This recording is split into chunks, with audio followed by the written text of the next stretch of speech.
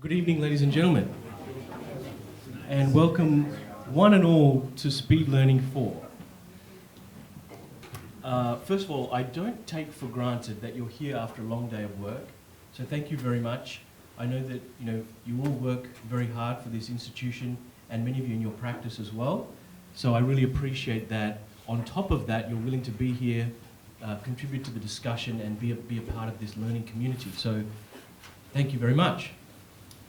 So, the best teachers simplify concepts, right? In fact, we even say, she was such a good teacher, she took something really complex and helped me to understand it, right? But are we doing a disservice to our students by protecting them from the ambiguity and complexity that there is in dentistry? So I want to tell you, today's event is actually, I started to get the idea talking with Noor Hamoud. If you've never heard of her, she's going to be famous, so remember that name. She's a graduate of our own school, sitting in the front here, and you'll hear from her later. She's going to speak later today. But she's a graduate from 2011, and we were in clinic together, and I started chatting with her about, Michigan is obviously a great school, but what are some things that we can do better in terms of preparing our graduates? And she said, well, this isn't obvious to me. Of course, to myself, Ramesh, it was not obvious, but to Noor it was that in school, everything seemed to have a black and white answer. That, we would, and this is because, I guess, we're good educators because we're simplifying concepts. But the reality is when you graduate and start practicing dentistry, there's not a lot of black and white answers. Evidence is weak for a lot of things that we do. And so there's a lot of gray area, and then we have to use our critical thinking, our professional judgment to make decisions on how we want to handle cases. So are we doing a disservice to our students by not letting them know about that? And so I confirmed this idea of thinking things are black and white in school and realizing they're not when you graduate with many other graduates. And it seems like Noor was not a weirdo. I'm the weirdo because I didn't really understand that. So hopefully, it's kind of an odd concept to wrap our brains around, but hopefully today we can start unpackaging that, because the idea is we do a pretty good job of teaching dentistry, but can we teach them how to navigate this complexity? Because just as I described that example, the idea of education is to simplify complex concepts, but we also have to trust our students to deal with complexity, because that's the reality of the dental profession. So the first group of speakers actually need no introduction whatsoever. It's Carlos Gonzalez, Margarita Fontana, and Justin Krasnov. Three, I think role models. Justin's actually leaving early today because he's going to another course that he's studying. So I think he's a great role model. He's a lifelong learner.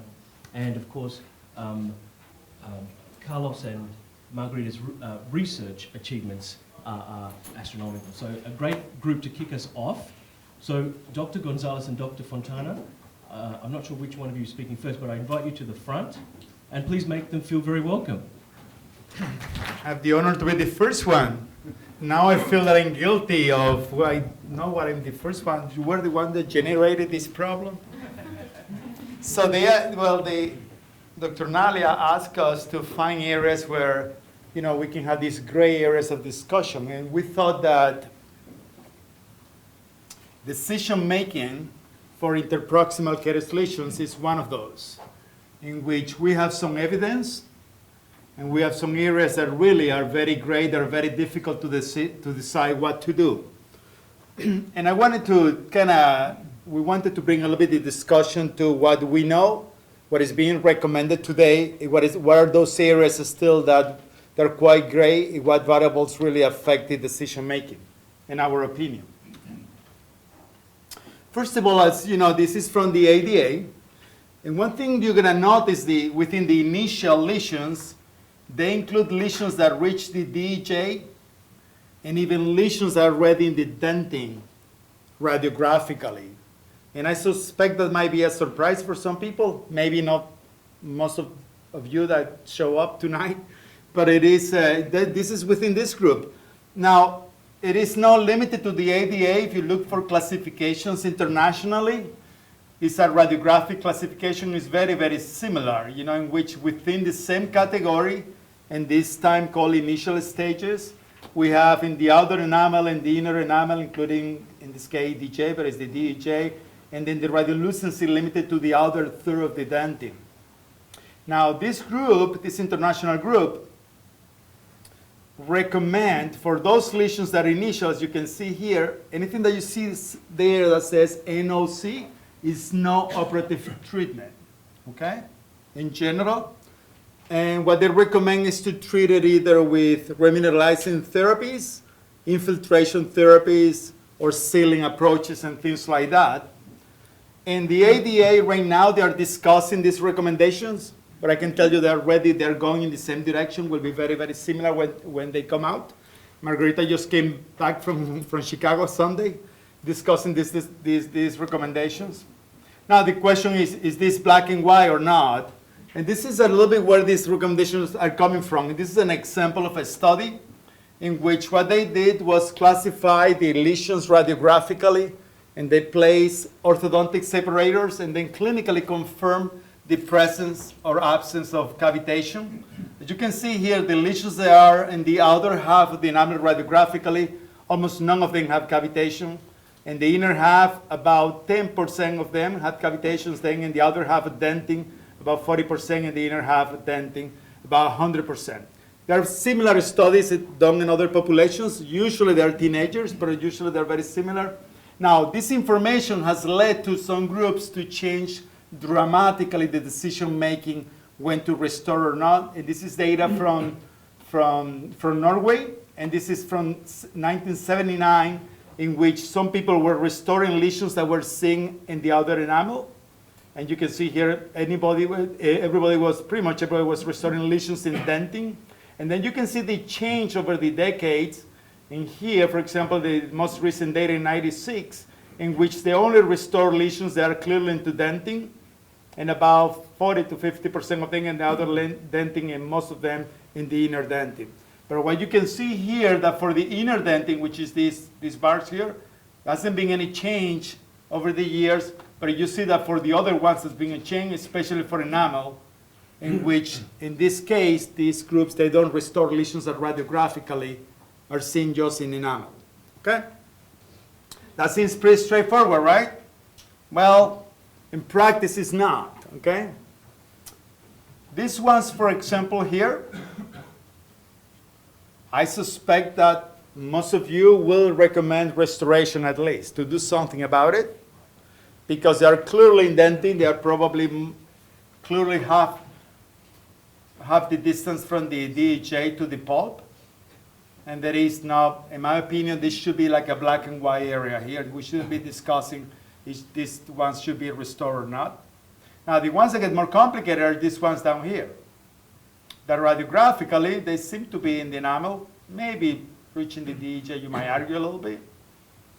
And in my opinion, probably I wouldn't recommend to restore those. Now, I picked this radiograph from the clinical floor. I didn't make it up, and this was the treatment plan.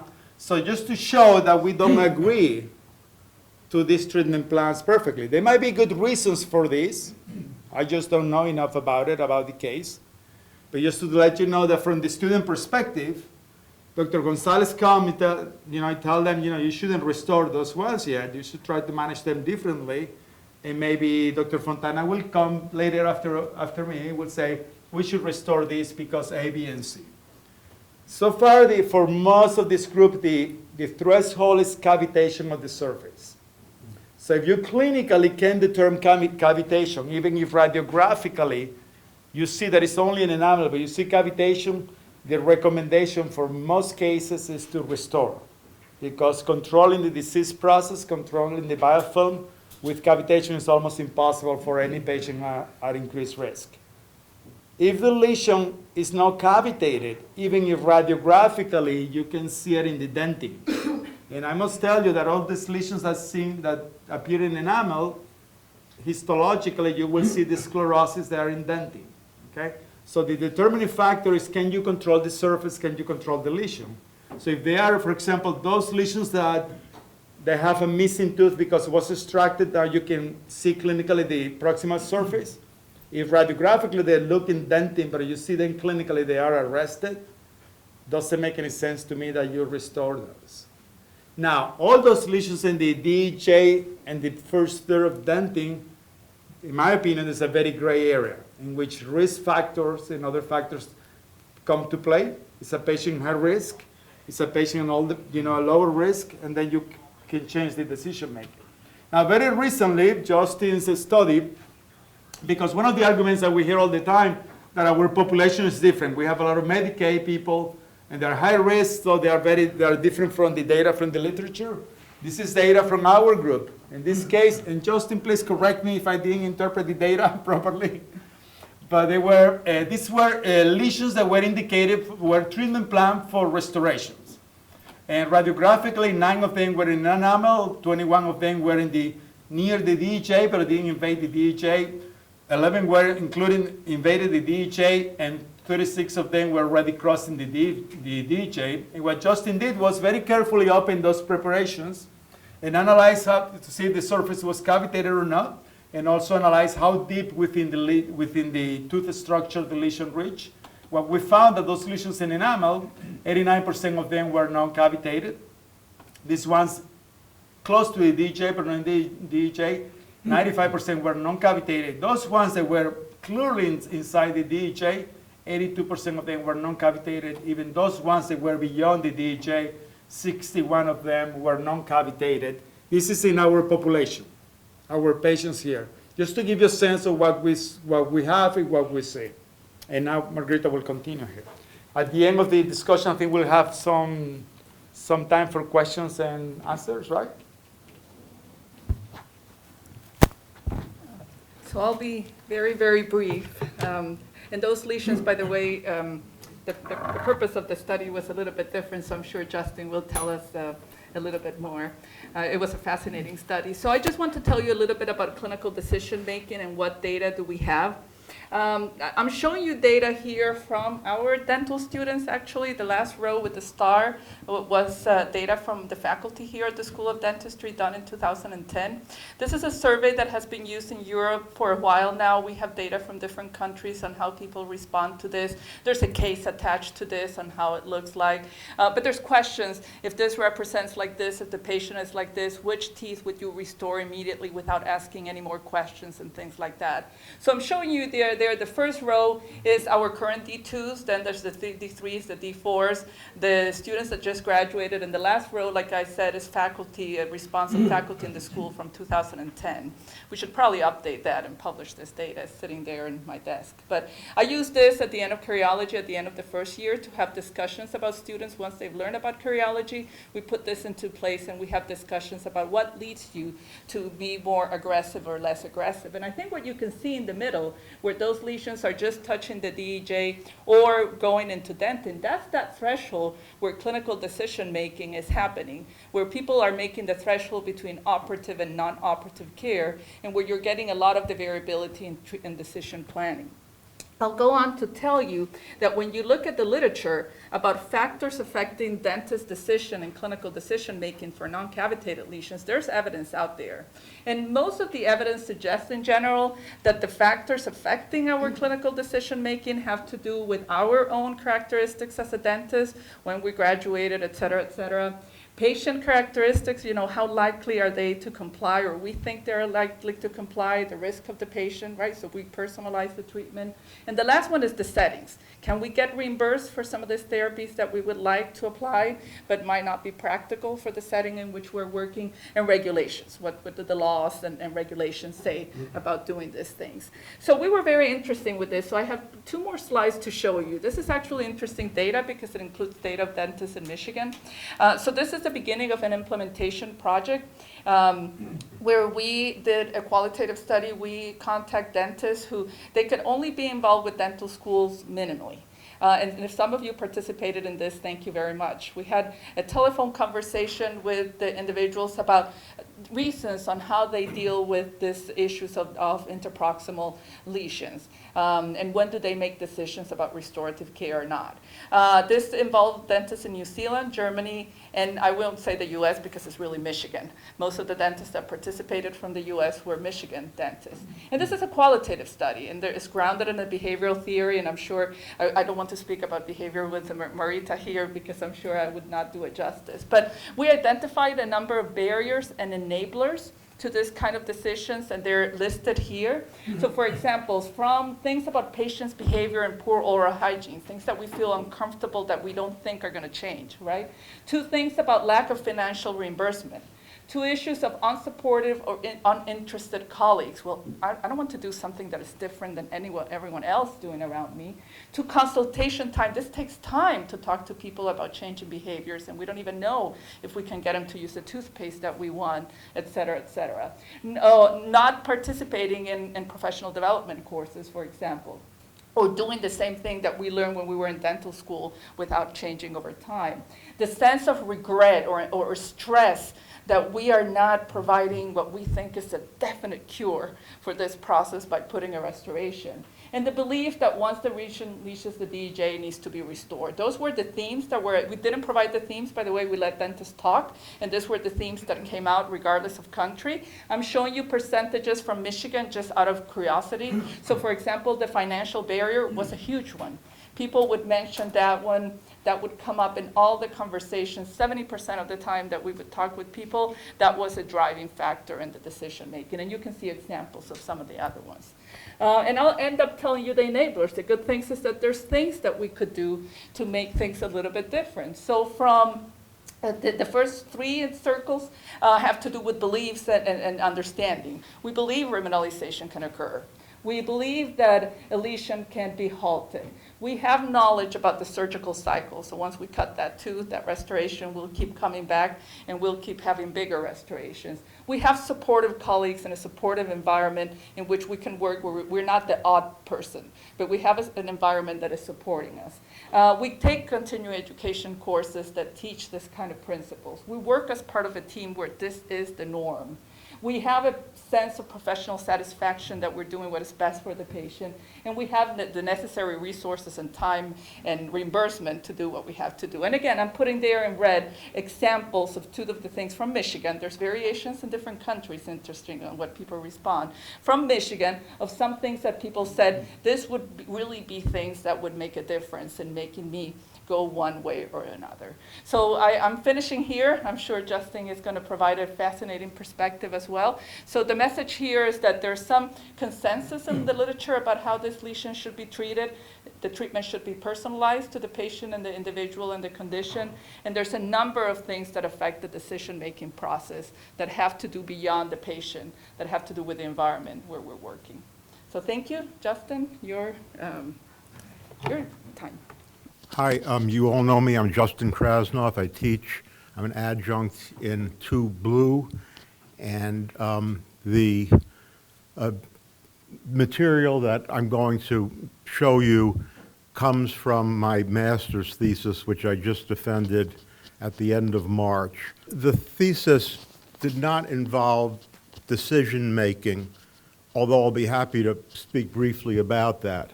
The thesis involved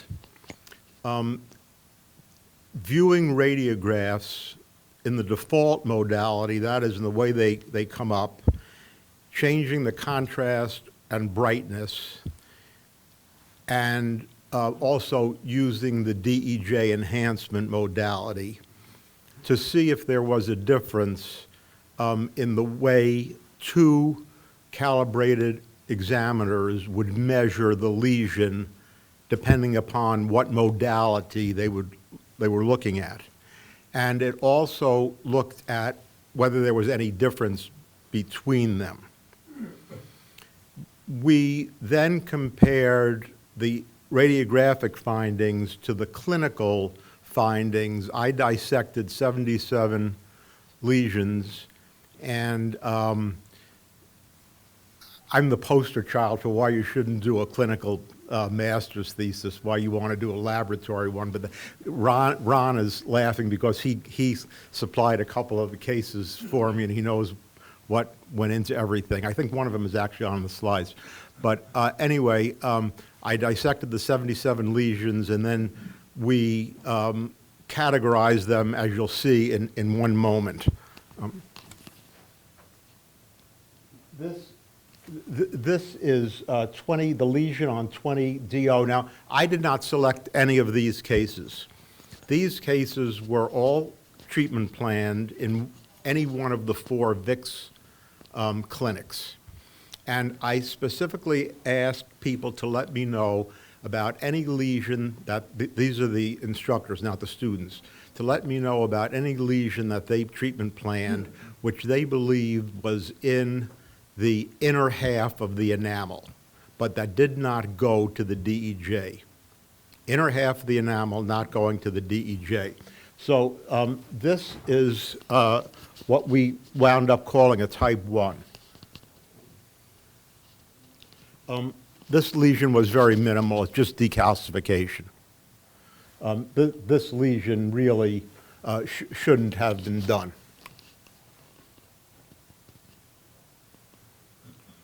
Um, 30 MO.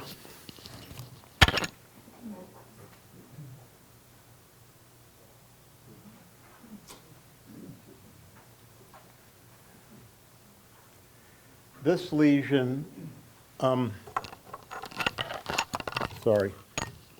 this lesion went to the DEJ but didn't even stain it. This was called a type 2. 5DO, this was a type 3. It's clearly to the DEJ, but not beyond it. There's stain along the DEJ. And this is the last type. This is 12DO. This one comes from green. And you can see clearly beyond the DEJ. So what we had assumed was that the 2 people who measured the lesions radiographically would essentially come out with the same findings. And what we found was, in spite of the fact that we had a calibration session, the findings between them were completely different. We calibrated them on 3 sets of pictures like that. And I'm sorry, they didn't see the photos. We calibrated them on 3 different radiographic cases, and they agreed. They measured and had almost the same measurements. So we assumed we were okay. We weren't. We just happened to randomly choose 3 that they agreed on. Before we get to the agreement and disagreement, this is the same table that Carlos showed with the total number of cavitations per the 4 different types that I explained. Not even to the DEJ, just to the DEJ, but not staining it. Staining the DEJ and then beyond that. Those are the same figures that you saw a few minutes ago. 34% in total. 34% of all of the teeth had cavitation. Okay, this is, if you look, first of all, looking horizontally, Dr. A did have statistically smaller readings for default than for contrast or DEJ enhancement for lesions that were in the enamel. Those are the ones that you saw that were I called type 1 or type 2. Dr. B, there was no statistical difference between any of the readings for Dr. B. For Dr. A, again, for Denton, there was a statistically smaller reading when using the default. To look at it the other way, you have the feeling that enhancement makes it look bigger, And that's what happened with Dr. A. Again, with Dr. B, there was no statistical difference between any of the modalities for the way that Dr. B read the x-rays. But the amazing thing is the differences between them. I didn't bring I didn't bring the slide because I didn't want to have a million slides and confuse everybody, but there is no statistical similarity between their readings for either enamel lesions or dentin lesions for any of the radiographic modalities. You can see, for instance, if you go to the upper left there, for enamel using the default, Dr. A, his ratio, we made ratios out of the measurements, but his ratio was 0.72. Dr. B, the ratio was 0.92. Those are statistically completely different, and the same is true everywhere. So this was the one part that we didn't anticipate because we had calibrated them on 3 that they agreed on. Okay. We also were hoping to get specificity and sensitivity figures for the point at which someone, apropos of everything that we've been discussing, the point at which someone could feel comfortable that the lesion was in the dentin. This isn't the same as making a treatment decision. I'll speak about that, my feeling in a minute. This is just whether or not you could be comfortable with a certain ratio. If it's 80%, which is the ratio that we used, if it's 80% through the enamel, not all the way to the DEJ, but 80% through, 0.80, could you be comfortable that it was indeed, that the lesion, if you dissected it, that the lesion went to the DEJ? And you can see that one of the examiners had great specificity and terrible sensitivity, and the other one, it was the opposite. So there was no single figure ratio at which both the sensitivity and specificity were coordinated. Statistically, I asked the statistician in the medical school, the minimal figure that they want for sensitivity or specificity is 0.70. We used 0.80 to have a tougher standard, and we got a terrible disagreement. The only other point I'll make, and because it's obviously come up, this had nothing to do with treatment decisions, but from my point of view, seeing all of these lesions and having practiced for 35 years, I look for change. If a new patient would come into my office and they would have a lesion even to the DEJ, I would want to wait until I got the next x-rays to see if there had been change. If they had a lesion in the enamel and there was change at the next time, I would operate. I would certainly operate if it was to the DEJ the first time, and the second time it changed, I'm going to operate. I wouldn't wait until it was halfway through. The other issue is, in the slide that Dr. Gonzalez showed from the dental school, with the caries risk the way it was, I would also have, I didn't have anything to do with that case, but I would treatment plan it the same way. I would instrument to the DEJ in a mouth that looked like that. So I just wanted, since that issue had come up, I just wanted to address it. The ideal ways of doing this include separating of teeth and seeing if there's a cavitation. And we all know from our practice that there's no way that any patient is going to allow you to do a 2-session exam, periodic exam. If I were to tell my patients I want to put separators in and get them back the next day and see if they have cavities or not, they would have either assumed that I had gone crazy, or they would have asked me for Dr. Heiss's phone number, and he certainly has a large enough practice that I didn't want to keep feeding him more patients. Anyway, that's all I have to say, but the study was about radiographic readings, not about the treatment decision, but I wanted to be straightforward and tell you what my feeling on treatment is. Thank you. Just to point out a couple of things, I guess. Firstly, I think Dr. Fontana, Dr. Gonzalez very nicely said, this whole thing is not a grey area. Like in the extremes, there's actually great agreement, and it's really in the in-between parts that we have difficulty agreeing. And then I thought Dr. Krasnov pointed out very nicely, there were two faculty who were calibrated for the purpose of a study. So they knew they were in a study, and still there was disagreement. How much more then, when we're out in practice or we're teaching, on the clinic floor, how much more variability must there be? So with that, who has the first question or comment, not necessarily for the speakers, but just to the group in general? Is there any? Dr. Romsey? Oh. I'm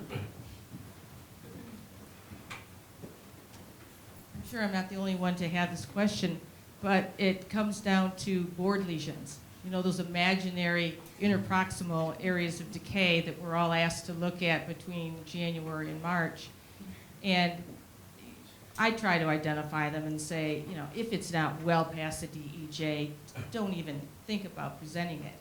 But in the bigger context, what are we talking about in terms of trying to educate the whole dental examination process in discouraging these micro lesions from being considered ideal board lesions?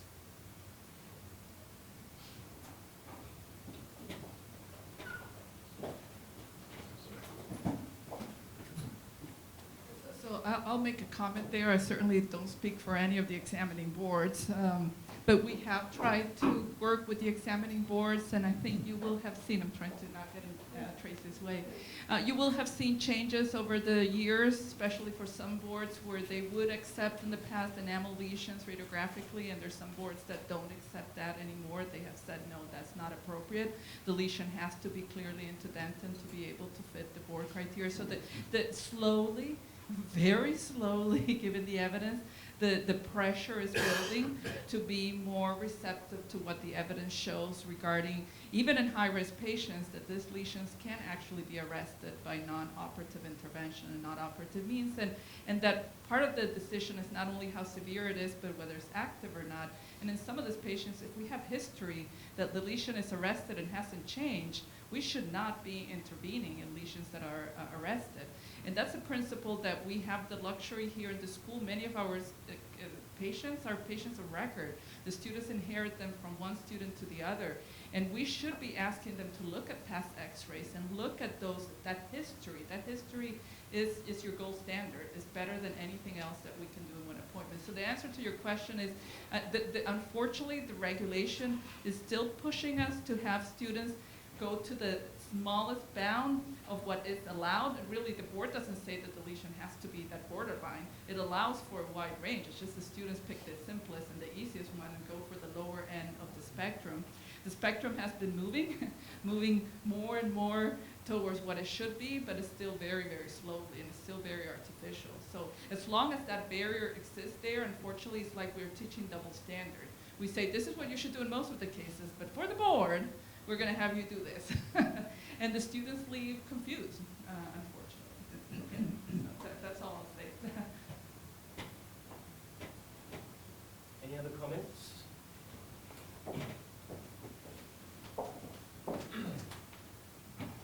I think the key thing from all of this is that, when we approach our students, and just like I think Dr. Krasnov described this, you go in there and there's something that's treatment plan that perhaps you don't necessarily agree with.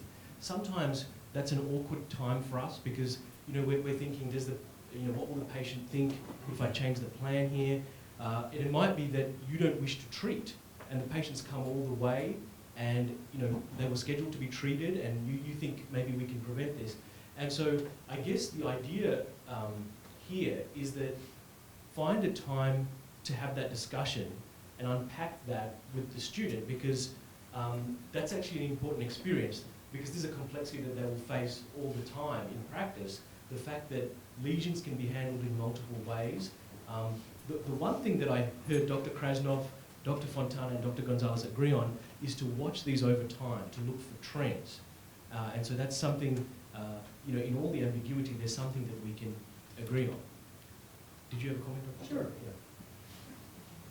I mean, I thought about this after you started, but, I mean, we have a pretty strange reward system upstairs for our students too, and we do need to point out that when a student comes to me and says, I just have this worst family of patients, and I sit and look, and a couple smoke, they have dietary things, there's lesions that are very small, and no one would let me do any fillings on them, there's nothing to do.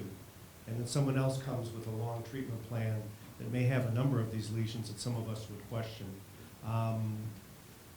We don't have a reward system that really is to the patient's best benefit. It's a mechanical reward system, at least in the operative dentistry point of view.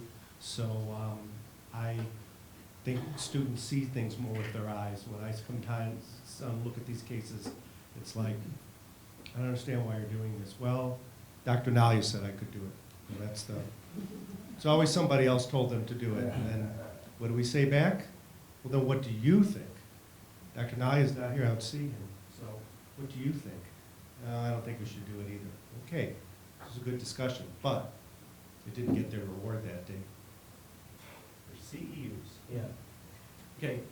Sorry, Dr. Gonzalez. Yes, this will have to be the last comment, but it's worth the wait. Yeah, I just would like to encourage everybody when you have these borderline lesions that it's not very clear you can go one way or the other, to explain to the student the why you recommend to restore or not at that moment.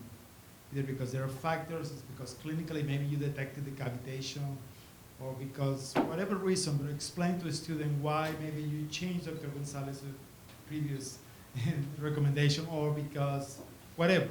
And then also when you do the test cases, the diagnosis is part of the test case. Unfortunately, the students have learned very quickly to go, is this a good case for is it a good lesion for a test case? And we take away, in my opinion, 50% of the grade there when we do that. I told them, this is a test case, you should be diagnosing, you should be knowing the tooth needs a restoration and why. That's what we should be testing. If we focus only on the mechanical part, really we are not giving them a good service, I think. One thing I noticed with the Caries risk assessment test cases is it's worded, did they miss any lesions? And I don't see anything in the test case assessment. I had a student once that he wanted to restore like 8 lesions that I didn't even think they needed to be put on observe. And so there was nothing in there to penalize a student for over-diagnosing. They're so afraid of missing something, but they, I think most of us would agree it's more serious to be treating something that doesn't need to be treated than maybe missing something that's so minuscule that, if it's that small, you'll catch it the next time. So that may be something that we want to change the assessment of the Caries risk test case so that they don't err on the side of saying everything's Caries. Good point. Just to clarify, I was referring to the restorative test cases, not the risk assessment, right? But it's a good point. Mary, you've hit on something very important, because students have said to me that they said, hey, we don't get penalized. So, because I've joked with them about why are you treatment planning all this madness? And they've actually said that. So I think you've hit a very important point there. But it's so complex, to think of a better assessment system. We have a really complicated discipline to teach, and then to hold folks accountable as well. Okay, we must move on. So there's the next 3 speakers I'm going to introduce together. The first is Dr. Engelhardt, and the second is Dr. Romsey, and they'll both be speaking about themes related to communication. Okay, and then after that it'll be Dr. Noor Hamoud as well. So we had to change things around a little bit because Dr. Engelhardt has another engagement. So Dr. Engelhardt, folks, a round of applause. So I'm very sorry that Albert can't be here, because this is really all kind of started up with Albert's interest in how to best teach students about dental implants. We call it a person-environmental fit consideration approach, and it is very different from what we heard so far, because so far you were really into the content of what you do, And this is completely about how are we going to teach the students, how are we going to go about getting through to each student and making sure everybody understands it. So it's much more about the process. Getting you started, I want you to think about getting a brand new gadget and telling us, how do you learn to use it? I'll tell you what I do. I go to my husband and he has to explain it to me because I am absolutely unable to read instructions about a new GPS or anything like that. It's just completely impossible. But I bet some of you will read the instructions diligently. How many of you would read the instructions? Okay, see, here we go. And you would figure it out, and then I could come to you, and you would explain it to me. Now, unfortunately, we think that's going on with our students too, that there are students who learn very differently and choose a different modality than you might present to them in the classroom, and all the way at the end, we can jump to the clinic and see if this has any relevance for clinical teaching. So it all started out with Dr. Jen coming to me and saying, how do we best teach our predoctoral dental students about dental implants? And he had the suggestion to get intraoral, to get cameras that would videotape the whole surgery, 2 hours, however long it took his residents to do it, then take these and give detailed feedback to the students on the video, sit down with the students and do that. And he said we can do that with our residents because it's a small number, but how could we do a better job in teaching our predoctoral dental students who are all so absolutely interested in learning how to do implants, he told me. So, how would we kind of do this? And I said, well, let's ask the students what they think would help the most to learn about dental implants. And we did a national survey, or a survey with 14 different dental schools in the US, and had over 500 students answer. And when we asked them how helpful each of the following modalities is for them personally, then you see that fewer, on a scale from 1, not at all, to 7, very much. We had a wide range of answers. For each modality, there were some who said, textbooks, forget about it, textbooks, the only thing that helps me. So you look at that, and overall you see that observing others do surgery, that was the highest in all 3 years. So here we were, we had definitely students who wanted textbooks, who wanted to know, where can I read up on it, how can I learn it, lectures. Some said, no, not textbooks, but if I sit in a lecture and take good notes, that's kind of doing it, pictures, videos, and so on. And then we asked them how helpful it was to have lectures informing them about implant surgery, see pictures, see videos, and you can see that there is a very clear match between what the person likes and what really helps the most or helped the most. You see that if they say that lectures is personally the most helpful way for them to help, the correlation is the highest when they say, when we ask them how helpful lectures are. When you look here, and these are very high correlations, in behavioral science you never get correlations that high usually, and you see that it's always the highest in each column. Now what does that mean? That means that looking at our students as a diverse group of people, as diverse as we are as instructors, and creating an environment that is richer and not just focusing on one modality in teaching the students. So if we could structure our classroom-based teaching, that we really consciously not just have lectures, not just have readings, but for example, for those who say they love textbooks, they need to read it, we could transcribe videos. We could take the video text, for example, I did that with Dr. Phil Richards, wonderful videos about taking a medical dental history, explaining to a patient what perioprobing is, and then doing perioprobing. And what we did was we transcribed that, because there are students who read it and who tell me, it helped me tremendously to read this and not just look at the video. With a video, I just don't get it. But when I read it, I get it much better.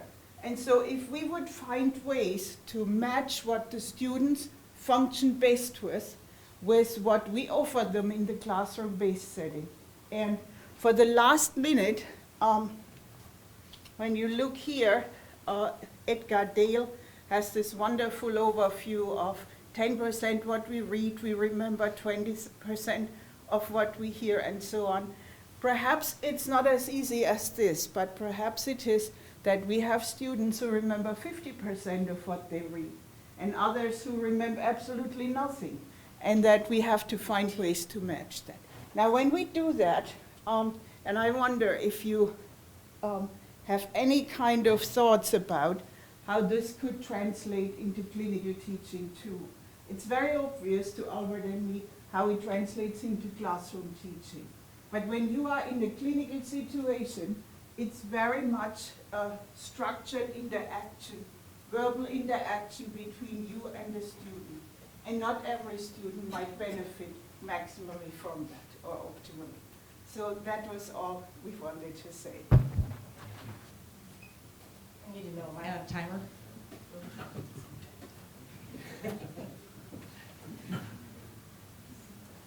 Well, I'm excited to be here tonight to talk about this topic, but I'm also a little bit apprehensive because the things that I'm going to bring up in the next 10 minutes are going to challenge the way we think about how we talk to our dental students and to our dental patients.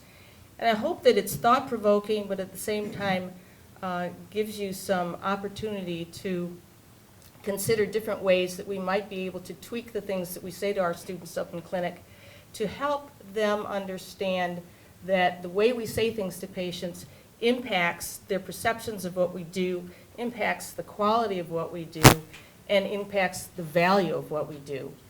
And this was actually inspired by a conversation that I had with Dr. Joe Dennison many years ago. And he lamented to me one day that he didn't understand what it was about what we have done as dentists in our profession to give patients the impression that the dental work that we do for them lasts forever. And I found it interesting that a man as seasoned as he was at the time when I was a young dentist, that he would come up with something that I thought was so insightful. And as a graduate of the University of Michigan, of course, I thought my dental work was supposed to last forever. So I didn't think that there was any question about this at all. But I think that what we need to do is help create patients' real expectations of the work that we do. And that, in turn, will help to create value for the work that we do, for them to understand that what we are doing for them is more than just some sort of mechanical procedure. And I think ultimately, when we increase the value of what we do, we will find that we get fewer broken appointments, fewer cancellations, and fewer no-shows up in the clinic, because our patients will truly respect what we're doing for what it is. So the first word I want to review is the word filling. Now, if you think about what is a filling, the definition actually says that it's a food, mixture, or material that's used to fill something. So here are some ideas that come to mind. Now, we as dentists aren't thinking that. We're thinking composite resin, we're thinking amalgam, we're thinking anything else other than this. But our patients are thinking about things like this. So I'm going to say that we consider actually using the word restoration. Now, I've heard that several times this evening, and I think that collectively this is what we're thinking, but I think universally we need to adopt this as part of our profession and eliminate the word filling and get our students to use the word restoration. Because when you think about what we're really doing, we are restoring something to its original condition. And so by doing that, we are actually doing something that is artistic. And when you look at the Webster Dictionary definition of restoration, it actually includes the replacement of missing teeth or crowns. When you look at the word filling, teeth and restorative dentistry doesn't enter into that. The dental work that we do is an art form, and we want our patients to understand that what we're doing for them is very technique sensitive, and that what we end up creating for them is a restoration in their mouth that does recreate something that they didn't have there before. And by doing that, we're going to elevate the value of the treatment and, again, hopefully decrease the broken, missed, and canceled appointments. Number 9, this is one of my favorites. We can bleach your teeth. What comes to mind when you say bleach your teeth? Well, for me, the first thing is Clorox, and I get that in my laundry room. It was interesting when I did some research for this presentation, I looked at the manufacturer's marketing materials, and nowhere in any of their materials do they ever use the word bleach. So I'm not sure how that word has crept into our vocabulary when talking to patients about these things, but I think that we need to actually revert to what the manufacturers are using, and that is saying that we can whiten your teeth, we can brighten your smile. And by modifying the words that we use, we're going to elevate the treatment that we do, and we're also going to make it something that when it's a treatment that we provide for them here at the school or in a private practice, that it's going to be a treatment that is coming to them in a professional manner as opposed to something that they buy at the grocery store or on the internet. Number 8, temporary. This is your temporary crown or bridge. I shudder when I hear this up in the clinic because this is what gets dentistry into trouble when talking about how long something's going to last. When we talk about the definition of temporary, I think that what comes to mind for our patients is, oh, the next thing that comes after this procedure is going to be something permanent. And I'm going to get to that word in a minute here. But I think we need to convey to the patient truly what we're doing for them. And we talk about the provisional crown. Now, I hear the word provisional come from the prosthetics department all the time, and I think it's a great word. And I think we need to get into the habit of using it universally, both as a faculty and then conveying to the students that they should be talking to the patient about the provisional crown. Because the provisional crown doesn't imply that anything is permanent, and it doesn't imply that anything is going to last forever. So next one is number 7, which is the permanent crown, or the word permanent. If you look at these images here, these patients probably thought that their work was permanent, but yet it broke down. And we all know that accidents happen and things don't last forever. So when you look at definition of permanent, Webster again helps us out by saying this is going to last forever. And I don't know about any of you folks here, but I try as I may, some of my work, it does not last forever. So I think that we need to look at what is a better word that we can use. And for a while, I actually used the word final.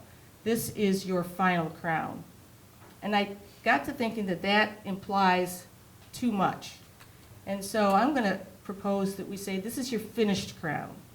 Because again, when you look at the definition of finished, it means you've reached the end of an activity, you've actually finished the work, it's done, it's completed, but it doesn't imply that anything's going to last forever. It just means we're done with this phase. Can I give you another word? Can you give me another word? Sure. Definitive. Definitive, that's a great word. I like that.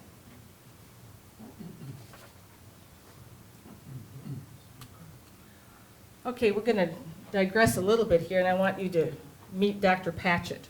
Dr. Patchit's not on the faculty, but his verbiage has infiltrated our clinics and our profession to the point where Dr. Patchit says he can just patch your tooth. This one to me is really scary. When I hear the students talk about it, they use it in a very casual, almost cocky fashion that, oh yeah, we can do this for the patient's tooth. Is that really, A, what we want to do, and B, is that what we actually do in our clinics? I think that the work that we do upstairs is very, very good. But if you say the word patch to a patient, what are they thinking?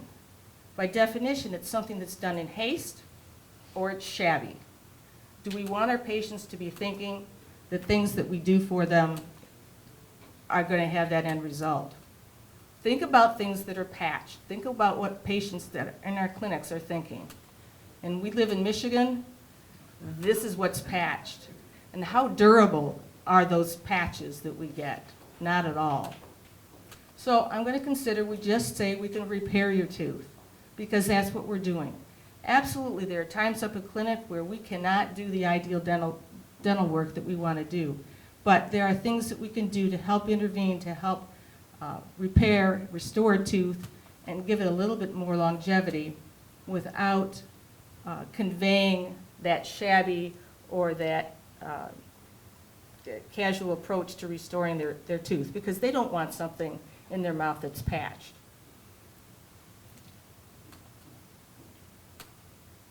Number 5. I did a Google internet search for some images for the Goodie Bag. And this is what I got. In my search, I did not find this. But yet I hear the word Goodie Bag used in reference to this every single day up in the clinic. And this is something that I think the students and the faculty need to look at and think about what it is that we are sending as a message to our patients. We are, to my knowledge, and Dr. Stefanik, you can tell me differently, do we purchase these products to give to our patients? Okay, so We these. do everything but the toothpaste. Okay, so these are not free products. Patients everywhere think that things in this bag are free products. And we need to elevate, again, what it is that we're giving to them. This is not a bag full of trinkets and bracelets and candies that they've gotten from a birthday party, but these are home care products. And I think we need to call them home care products. And I think we also need to tell them they're oral hygiene products that the school has purchased for them to use at home. And I think when I asked a dental student once, why do you call it a goodie bag? And he said to me, well, I want to be the fun dentist. And I respect what he was trying to do, but I think there are other ways that students and young dentists can be that likable person, but I don't think they have to diminish the words that they're using, like referencing a goodie bag, in order to get patients to think that this is an enjoyable visit here at the school. Numbers 4 and 3 are offshoots of a problem that dentists suffer from, and it's called approval addiction. And I'm not sure where my title slide went, but this is something that I have learned about from a mentor, Walter Haley, about 30 years ago. And we as dentists have this inherent desire, need to be liked by our patients. We do things for patients and they don't really like what we do for a profession. So we try to do things that will tend to offset that attitude that they have, so that they will want to come back to us and they will want to have their treatment done. So what we end up doing is diminishing the information that we're sending to our patients by using diminishing words. And we feel that that somehow cushions the bad news that they're getting. So I hear this up in the clinic all the time. Number 4, you have a little cavity. Now I know Dr. Fontana and Dr. Gonzalez have just talked about little cavities, but when we talk to patients about little cavities, they're talking really in terms of what kind of restoration they need to have done. And they're trying to make the patient feel better. Well, it's not that big. And the reality is, we are not responsible for the decay in their mouth, but somehow we feel some sort of responsibility to make them feel better about it. And decay is decay. We didn't put it there. Their poor oral hygiene, their lifestyle, their choices of food and drink, as well as sometimes their health care, all influence the decay. And of course, we all feel badly when a patient has decay.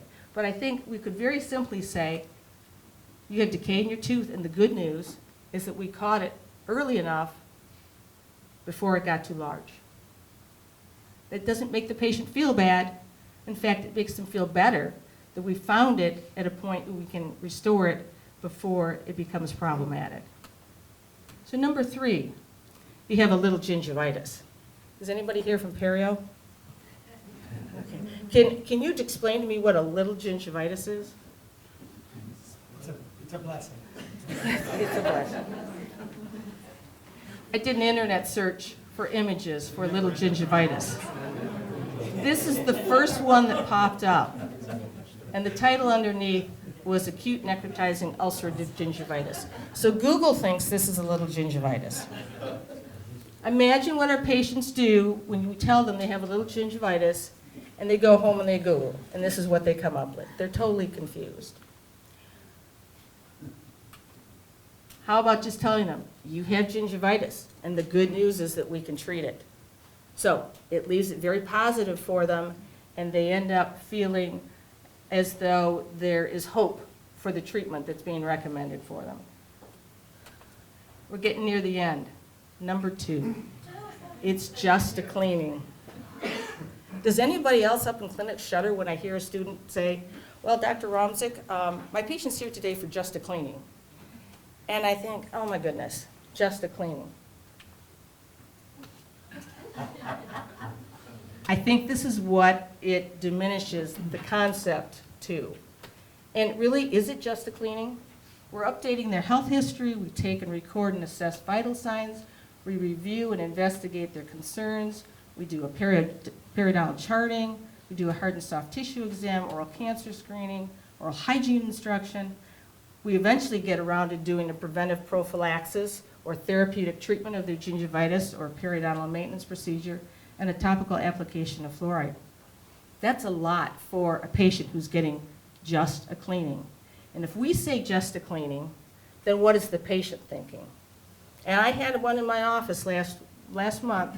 The patient called, they canceled their appointment, and of course we tried to get them to keep the appointment, and their response to one of my people in the business office was, well, it's just a cleaning.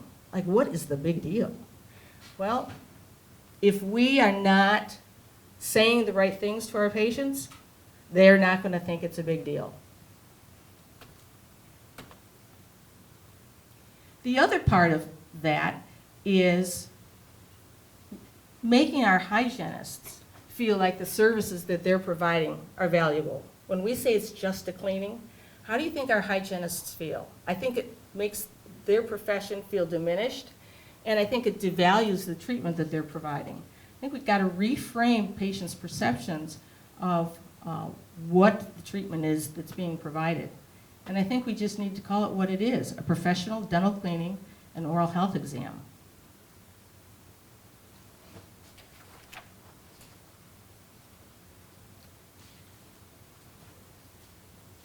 Okay, you're probably all waiting for number 1.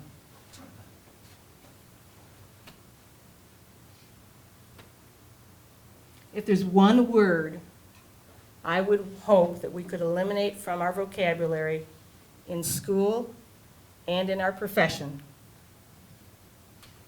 is the word recall. Recall has nothing but negativity associated with it. Somehow in dentistry, we've decided that we should recall our patients. When you look at the definition of recall, you're asking people to return a product with a defect or a problem. That's the definition. So when we're asking our patients to come back for their 6-month recall, are we sending them the message that we need to evaluate them for defective work or problems that we've created in their mouth?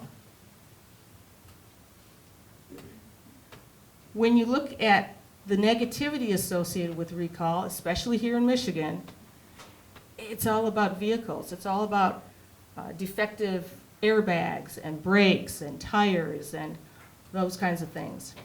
And I think universally people understand what recall is associated with, but specifically here in Michigan, there's nothing good about it. So why are we as dentists thinking that we can change patients' understanding of what a dental recall is when their only knowledge base is one of negativity.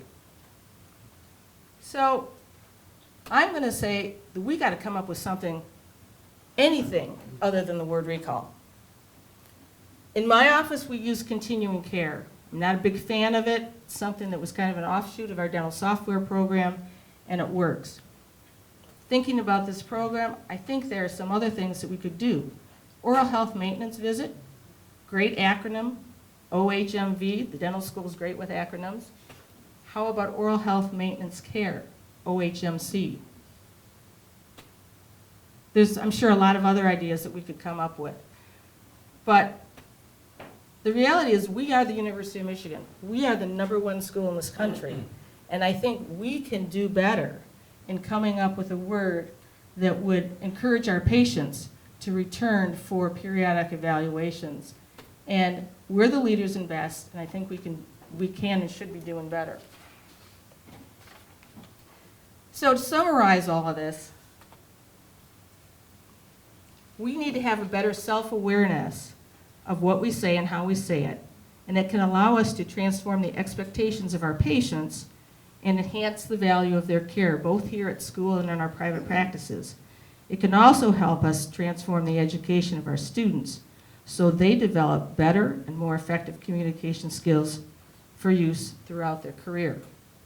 And I'm sure I'm over my 10 minutes, but Dr. Nalia has also granted me an extra 90 seconds for this commercial announcement.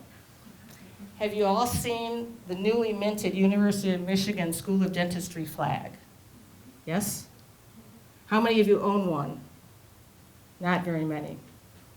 Well, I'm here to tell you that for $100, you too can proudly display this flag at your home, your office, or in your department here at the school. And the best part of this is that $70 of that $100 donation is considered just that, a tax-deductible donation, and it goes directly to the Drs. Don and Ron Heiss Student Scholarship Fund. And so I just leave you with this parting thought that these flags are available. They've done an initial run of 100, and you can get them through the development office, and Carrie Towns is the person to contact for that. Thank you very much.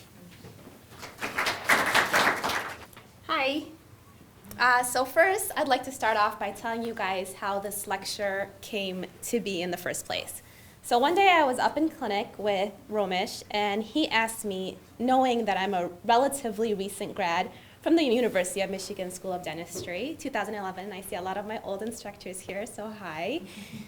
So he asked me what was my biggest struggle coming out of the School of Dentistry. So I think he expected me to say extractions or endodontics or practice management. But in fact, I told him that my biggest struggle was as a perfectionist, dealing with the imperfections of dentistry and knowing that not everything fits into neat black and white categories. In fact, there are many gray areas in between. That was my biggest struggle coming out. So this study here shows that there obviously is a lot of stress among dental students, and it shows that that stress could possibly be related to perfectionism. So when I first got out of dental school, it was a little bit isolating to feel the way that I did, but when I talked to my colleagues, a lot of them felt the same way.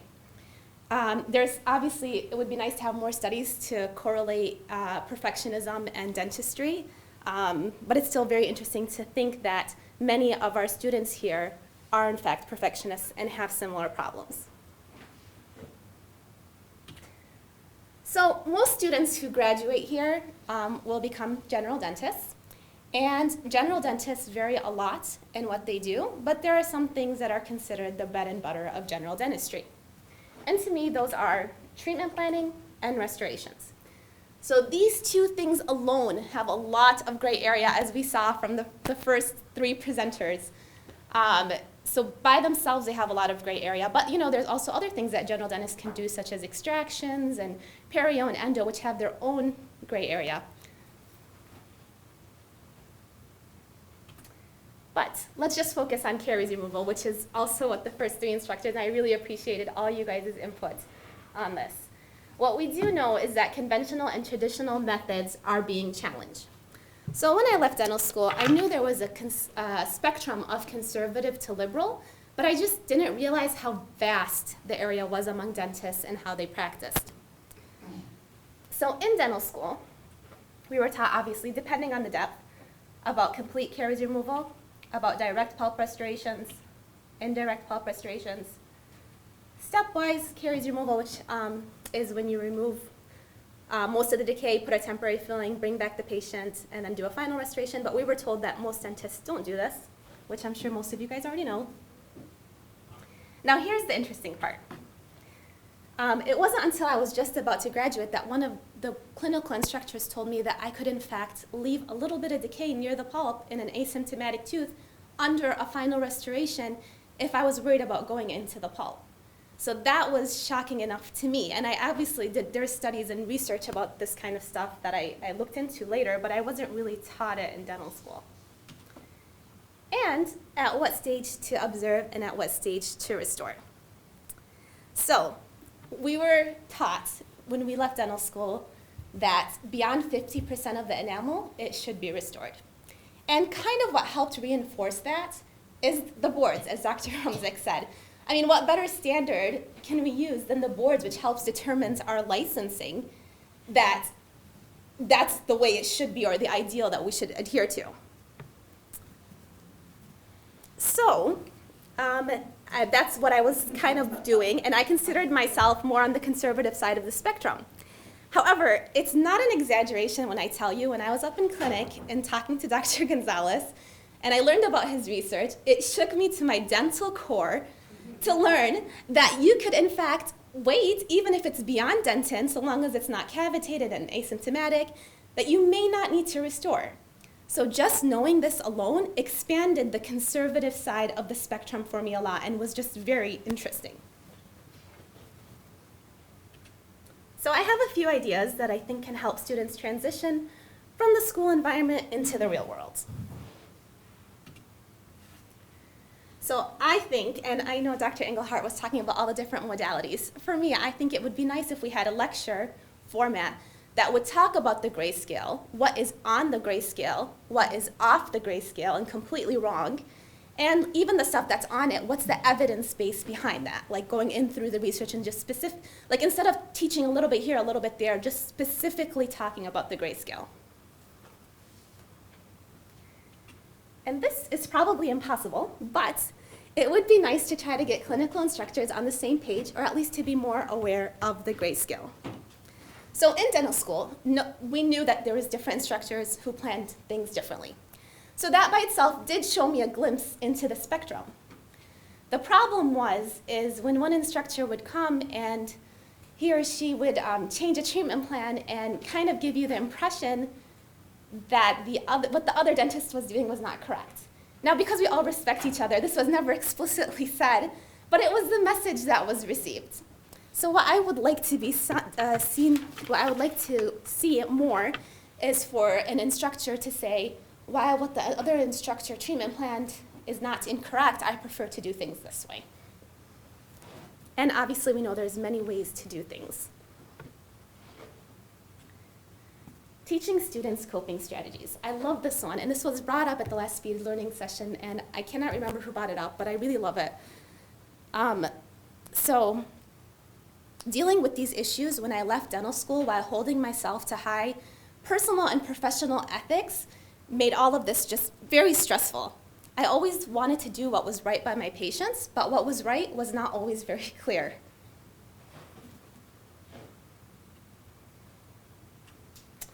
Also, I think it's important to talk to students about life beyond dental school, just to let them know about CEs. So when I left dental school, I didn't realize that something as foundational as caries could change. And when we look for CE courses, we don't look for courses that we think we already know everything about. And sometimes what we have to do is actually unlearn some of the things we learned. So I just think it's important to talk to students a little bit about what to expect. So finally, I'd like to talk to you guys about a coping strategy that worked for me. So I was stressed out one day dealing with all of this, specifically stuff like this. So I looked up online, I Googled how dentists deal with stress. And I came across this dentist who had recommended this book, The Four Agreements. Has anybody heard of it? Yes.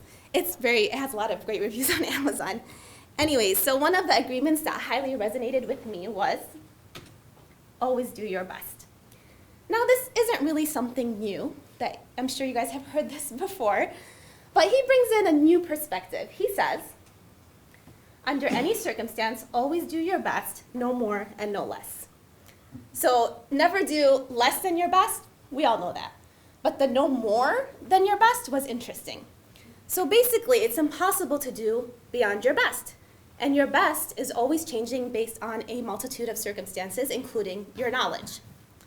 So you should always seek out that knowledge that you need. But in the future, you may know something that'll make you do better. But in the meantime, your current best should not leave you conflicted. Thank you. Isn't it cool to see folks like Noor come back? And I was just talking with Dr. Heiss, who's the new Associate Chair of CRSE, about some of our young students who are coming back to teach. I think that's really cool. What comments or questions do folks have? Anyone? Dr. Richard. I've got a word to add to Dr. Romzik's list. Number 11? As it pertains to teeth, we should abolish the word save your tooth. Retain your tooth, preserve your tooth, let you keep your tooth, those are all fine, but saved isn't an appropriate word for what we do. Thank you. So I think what I heard from I agree with you, Dr. Richard, I think what I heard from the three speakers is that not everyone can tolerate the ambiguity, most notably patients. And so then we have to choose our words thoughtfully to tell the story for them. Let's do this real quick. Who's been to a CE course recently? Let me just pick someone. Dr. Cole, did you put your hand up? Yeah, so what was the CE course you went to? The recent Washington District Dental Society meeting where we had a speaker who's an endodontist from Flint talking about CBCT scan. Okay, and what was your interest in that? My interest in that? Yeah. New technology, three-dimensional scans, and showing the kind of things that we can see with 3D that just aren't possible with 2D. Yeah. So actually, Dr. Collins, I'm glad that I picked you because you're a good role model. Because the thing is, normally when we ask this question, people put their hand up and say, I went to a C course on XYZ, which I'm already an expert in.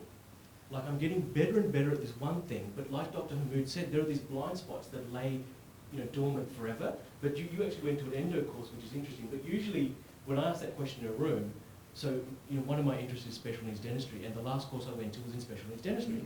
And honestly, it was more an exercise in networking than learning, and I think a lot of us are guilty of this in reality. So I commend you, Dr. Colin, for ruining my example. Sorry. What other questions or comments do we have? Dr. Johnson, and then Dr. Engelhardt. So with Dr. Engelhardt, I may be the only non-clinician in the room. Is that right? So what struck me is when you said the word recall came from your electronic health record. That scares the bejesus out of me, because that's one of the items I'm responsible for in this dental school. And I don't want to have a health record dictate or teach clinicians. It should be the other way around. So please, we're working on a new one. If the words aren't right, I got to figure out how to scrub recall from this one. Let me know. As the behavioral scientist, I was absolutely delighted about your presentation. I always start out teaching my students about verbal communication by saying the spoken word is the most important tool in dentistry. And they look at me and they say, that psychologist says that. But I honestly believe that the spoken word is the most important tool in dentistry. And all you kind kind of portrayed with your 10 points was in that direction. There's only one warning, and that is that we have to be aware that half of our patients are functionally illiterate. They function under 6th grade reading level. They won't understand what restoration means. They don't know what even temporary means. We did a study where we used a taste with the 30 words, and we found that 80% don't know what caries is. So if we use new words, we have to be aware that we use words that are living room language, kind of, because otherwise our patients are lost. Just to add to that real quick, there's this index called the Gunning Fog Index, which looks at complexity of written word. And there's a website that you can feed in anything that you have written to simplify to like 6th grade or 5th grade, I think. Yeah, because consents and things should be simple. What year level do you think our consent is? Because I fed it in recently. It's actually 13th grade, which is first year college. And it's simply because a lot of the things that we do are complex, and it doesn't make it any, like it's challenging, making it easier to transfer. Actually, we've done well because we're sort of, we've brought it down from the 16th grade down to the 3rd, so we should give ourselves a pat on that. I can be loud, it's okay. Another word, 12th word, simple. Everything we do is simple until something goes wrong, and then suddenly we have to be an expert to fix it. And the public thinks so much of what we do is simple that people with 3 years of extra training after high school can suddenly do stuff that we do. And the Senate of the state of Michigan just passed a law suggesting that's what's going to happen. So I think we're digging our own hole when we take stuff and say how simple it's going to be, when in reality it's only simple because we're really good at it. And we should be willing to say, this is a really tricky procedure that we're going to do, and we're going to get it done in a way that you'll be fine. But I think the word simple should go away because people think if it's so simple, somebody else should be able to do it cheaper. And I have a problem with that.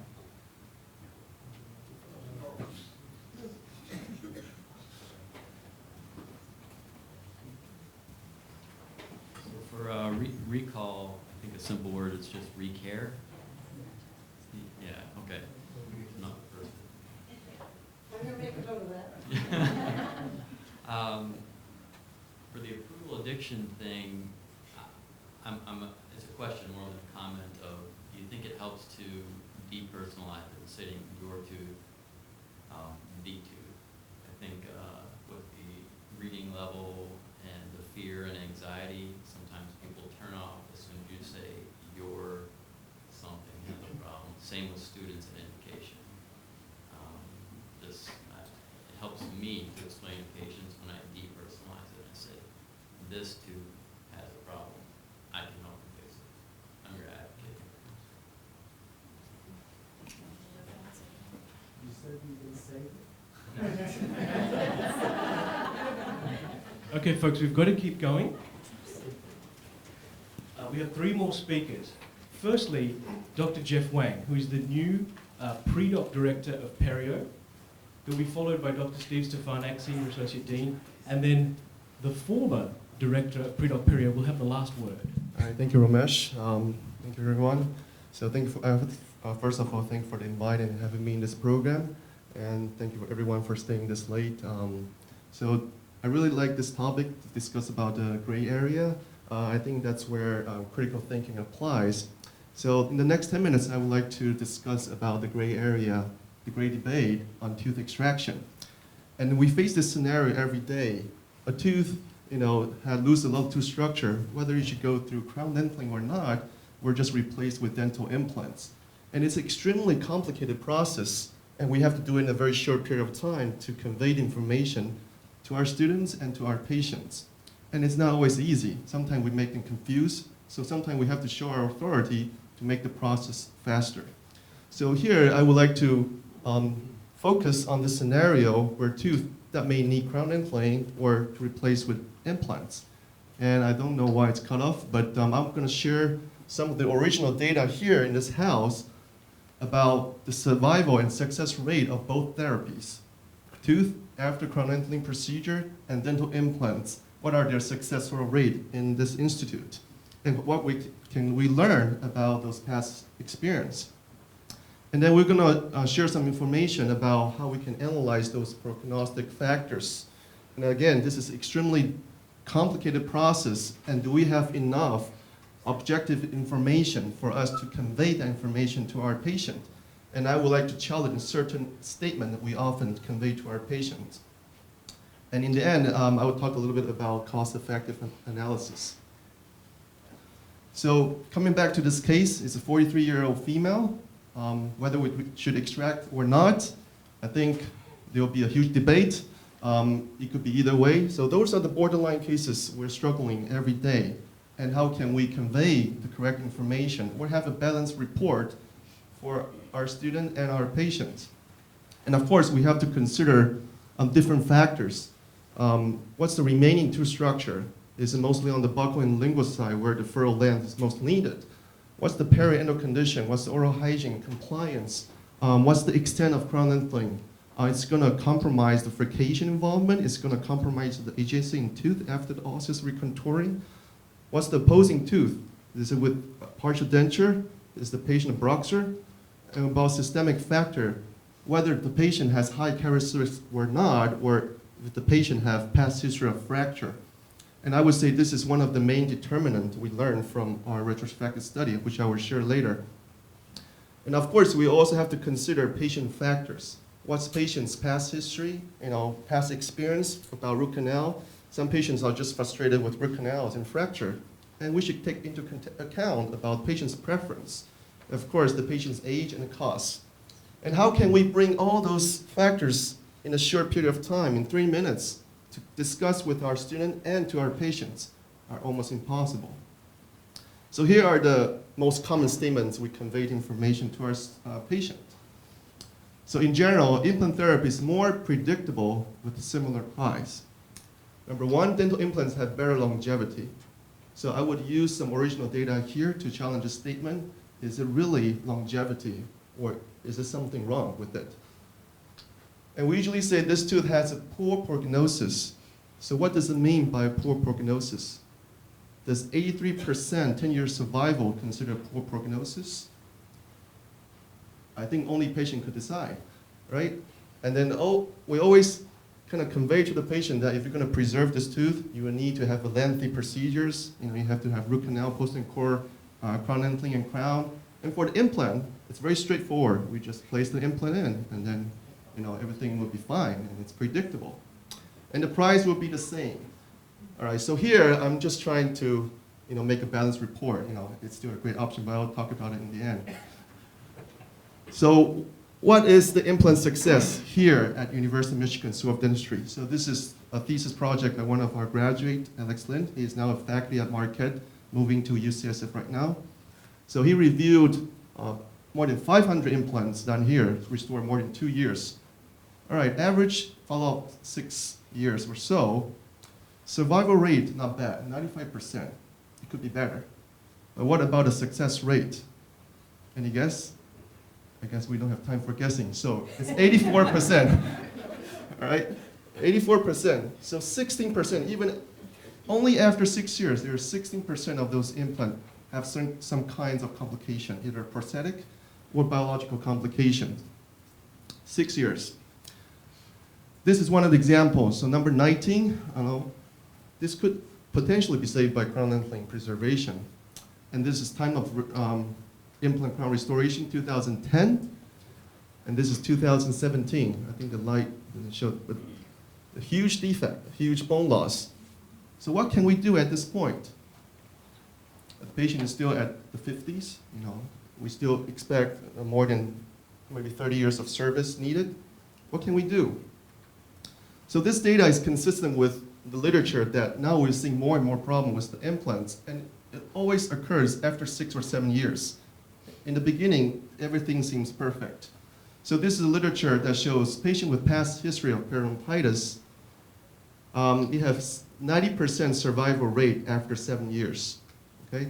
So everything kind of goes down after 6 or 7 years. There are some problems. And this is especially true for short implants as well. And you can see across the literature, it's about 6 or 7 years that we have to reassess the success of the implant. Everything seems to be fine in the beginning. Here's an example. Who would know at the time of the restoration, after 6 years, would turn out to be in this situation? And what can we do at this point? Because we already learned that periodontitis is extremely difficult to treat, although implant is very predictable to replace tooth. And I think the patient should know that. So coming back to, I'm sorry about the format, on the other side, the crown lengthening. So how are we doing on tooth after crown lengthening procedures? What are the survival rate here? So this is a work in progress, a retrospective study. I'm working with one of the residents and some fellows. So within 0 to 5 years, yes, the predictability is lower. We have 92%. However, remember, this includes a lot of cases that finished crown or definitive crown are not placed and was extracted. Root canals were not done, and then the whole treatment lasts 2 or 3 years. So the treatment plan was not really well coordinated and conducted. The restorability was not assessed properly before the root canal. So this number could be higher. But guess what's the survival? 5 to 10 years. That's what we really care about. That's what we really care and want to convey the information to our patient. It's actually 81%. Given this scenario, it's almost like a field study, because it's a retrospective study. We still have 81%, and it could be better. And I could argue that if you tell to the patient that you have 81%, 5 to 10 years survival, most of the patient, they would like to invest to have another decade of service from that tooth. Of course, it does drop the survival rate after 10 years. It dropped to about 65%. Of course, that's when we can kind of argue whether the long term, whether it's going to last or not. However, when we look at the data for the implant, I would like to use the success rate from the implant, because we know the periodontitis is hard to treat. So we have data 5 to 10 years. The success rate is 85%. I would argue that it's almost comparable, and we don't even have data after 10 years. So, of course, these are the data we can share, but these are the gray area. I think the students or ourselves could have our own judgment, because there's always have that art of decision. When you look at, you can interpret it differently. But here, how can we make the gray area better for our decision making? So we analyze the reason for failure. And number one is secondary caries. So I think for high caries patients, maybe we are leaning more towards implant therapy, and then I think that could be justified. However, another thought is those restoration that has secondary caries, whether it's maintainable or not, is debatable. For some elderly population, I think that's another gray area. Whether we can maintain secondary caries or not, I think is another gray area. Sometimes you lose more trying to address those secondary caries. You might disagree with me, but I think this is arguable whether those secondary caries can be maintained or not. But what do we learn more is, to our surprise, endo-associated complications are the second place of the reason that we lose the tooth. So I would say if we're doing crown lengthening, if we're replacing definitive crown or finished crown, I think root canal should be done more proactively or more prophylactically. Because a lot of those cases, root canal were not done or they are not redone for better clearance. I think this is one of the new information we could learn. Of course, the third is the fracture, and this would also comes to the prophylactic endo treatment too. If we treat it earlier, the canal could be prepared minimally, so we could preserve more tooth structure to have lower risk of fracture. Of course, there are a lot of other reasons I didn't include here. A lot of times it was extracted prematurely and without giving a test how long those teeth could last. So coming back to this case, after a long discussion, the patient was initially convinced to have it replaced by the implants. Of course, we sit down, really spend time to analyze, to talk about different side implant and then the root canal, the posting core, and the patient decided to go for tooth preservation, knowing that prognosis may be guarded or maybe lower success. So here's the ideal scenario. Whenever possible, if there could be a provisional crown placed, that's the best way that before we do the crown implant, so we can know where the final margin is and how much, where are the area that we might need to gain more furrow length. So whenever possible, it will be good to have a provisional crown. So this is after the root canal, and then you can see the canal could be prepared minimally invasive, so we can preserve more tooth structure. And then this is the healing. You can see the margin is supragingivally, and then we gain some furrow length as well. And this is the definitive crown. And I'm pretty confident this crown could last 80% last more than 10 years. So what about the cost? We all learned about the cost is similar, and it is similar in the VIX clinic. It's quite similar. However, don't forget, if we're going to take out a tooth, there will be bone grafting associated with socket graft. So it's another 600 more. And I would say most implants are not straightforward. A lot of cases that involve sinus, like in this case, it was trim implant for crown implant, and then this will need a lateral window, and that's 1,800 more. In a lot of cases, you will need guided bone regeneration or soft tissue graft, and those are all additional costs. So I would argue most of the implant cases are not really straightforward if you do want to give a quality therapy. With that, some of the conclusions. The bottom line, what I'm trying to convey is we should have a balanced report both for our patients and our students. And I'm not saying implants are not good options. I love implants too. It's still a great option, but they are not always perfect. So the patient should know it needs maintenance, it needs repair, and gum disease might occur around the implants as well. As long as they understand, that's fine, because we are seeing a lot of patients coming back thought that implants are perfect option that last forever. In graft perio, now we have 2 randomized clinical trials. Dr. Trevon and I ran 2 clinical trials on periodontitis and other 3 clinical studies on periodontitis. It is coming back because you see the average years is 6 years in this institute, and we know it occurs after 6 or 7 years. So we are expecting to see even more. It's coming back, and we can argue whether the cost for treating those periodontitis could be more costly or not. And I was planning to discuss about practice management, and I think we should also revise our informed consent, and then to discuss about policy more carefully with our patients. But we don't have time. So there will be, another point is that the tooth preservation after crown implant procedure has a reasonable prognosis. From the data here, about 80%, 5 to 10 years. I think it's a practical information that we can provide, and it could be higher. So there will always be a gray area even with evidence-based dentistry.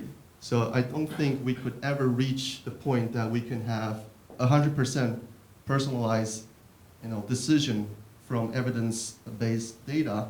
So there will always be, some gray area that depending on our clinical judgment. And I think as a leading dental school in the nation, we should teach our students to, face those gray area and also commit to the task force, try to clear out some gray areas. So instead of 50 shades, we can make it 10 shades of gray. So, that could help. So let's acknowledge and embrace the gray area together. With that, I would like to thank all the residents and fellows working on the project with me and for this presentation. Thank you very much for your attention. The implant cases that you're studying now and the ones that are 6 and 7 years out, are these the undergraduate implant cases?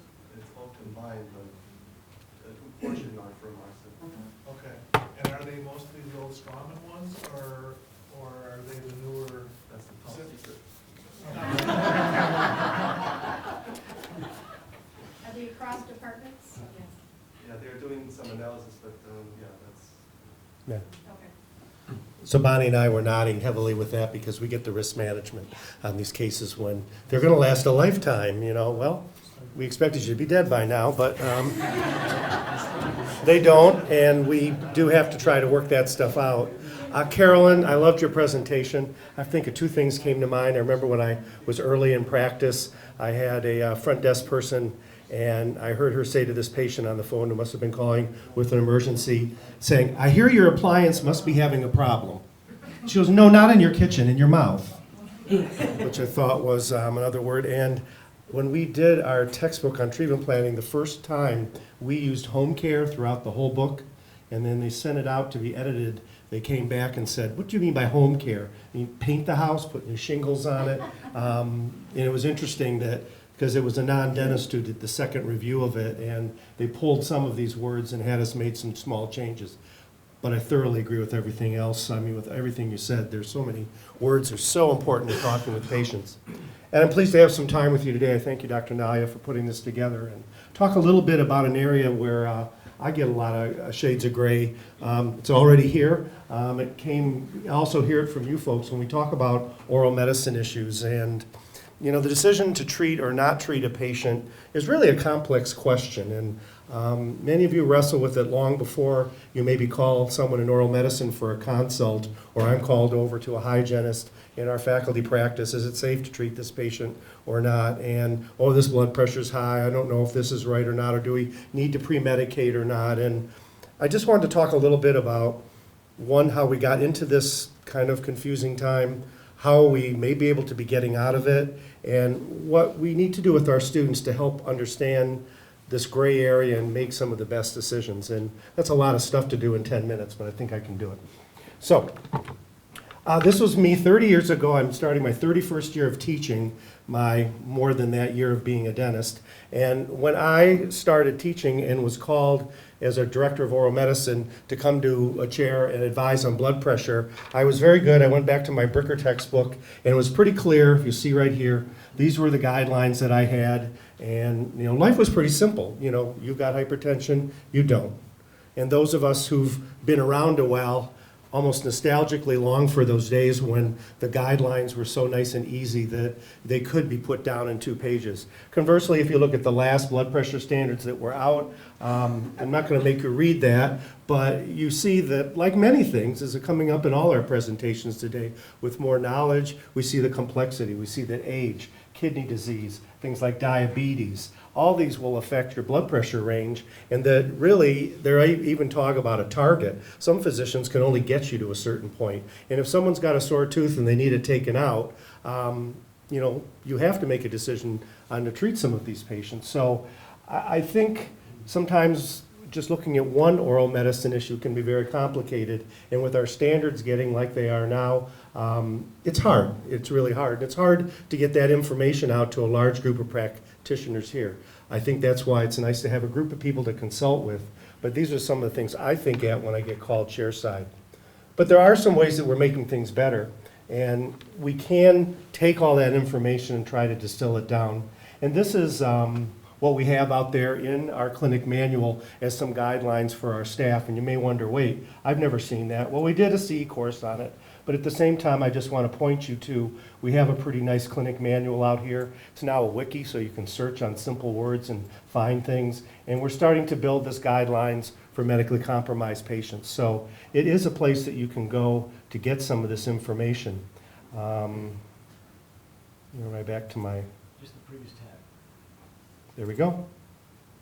And look, going back on down, another thing that's helping us out is evidence-based algorithms. I really love these, and if I could ditch my day job, I would sit down and spend a lot of time putting these together. There's really an excellent one out there, if you've seen it or not, about deciding whether you need to do prophylaxis for a patient who's had prosthetic joints. I'm going to take you out to this website. You have to go through a little bit of a I've read and understand, but once you get there, it's a really neat site for a couple things. You can learn a lot about what were the decision making.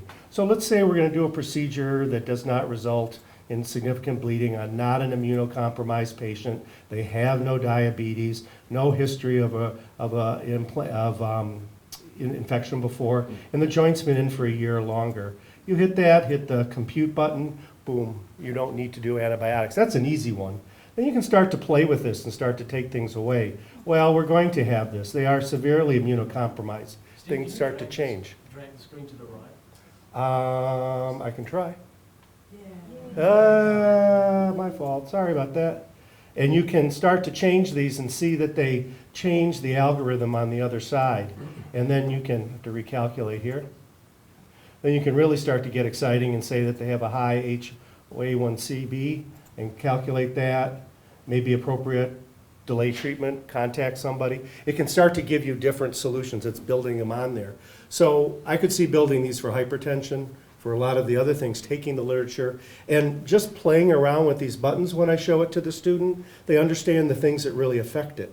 You know, well, wow, it would really be related on what's their diabetes control and what's at this. So they're actually training things as well as a way to sort of take the different concepts that are putting together these decisions. And these are being built in other areas outside of dentistry, but I think sitting down with the evidence, now you have to keep them up. So they're attached to organizations that are having a lot of literature review, but I think they're very, very valuable for people. And I think it's one way to help us out of some of these thorny issues. But in reality, most people don't come in with just hypertension. They don't come in with just a joint problem. They come in with a lot of different things. And when I come into a cubicle or I speak with somebody, I try to convey to students the things that are going through my head on that. And this is a hard thing that I have to teach, but I think it's important. This silly diagram just talks about the seesaw that I try to convey to students when I'm talking to them about whether it's okay to treat a patient or not. One of these are the patient issues. And a lot of these, in one side you can treat. Oops, this is not building. The other side are reasons that you wouldn't treat. And we try to look at these together and decide where on this might we be on what we're doing. I think the other thing are also the procedural issues, which are elective, you can read these as well as I can. But these two pieces put together will often lean us whether we're going to treat the patient or we're going to get a consult. So I'll have someone come up with a huge number of issues and they're just doing an exam. And it's like, and I just said there's more to that, but they're doing an examination, not really invasive. Do we want to send them all the way back home? They're doing a prophylaxis, they expect no bleeding.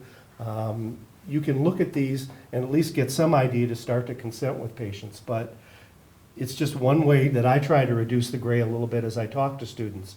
But it's difficult, and sometimes we have to bail and not do treatment, and other times we'll have some strong discussions among us as faculty about whether we would treat or not treat. In our office, we have many complicating things here in the school. We have 3-hour appointments. That's physically challenging for many patients when you add the drive time and whether they can eat and everything. So I do relate that the difference is that someone who sees us in a private practice that's close to the home with a practitioner they're used to for only an hour can probably get along with doing some more complicated things with patients with more issues as far as their health goes.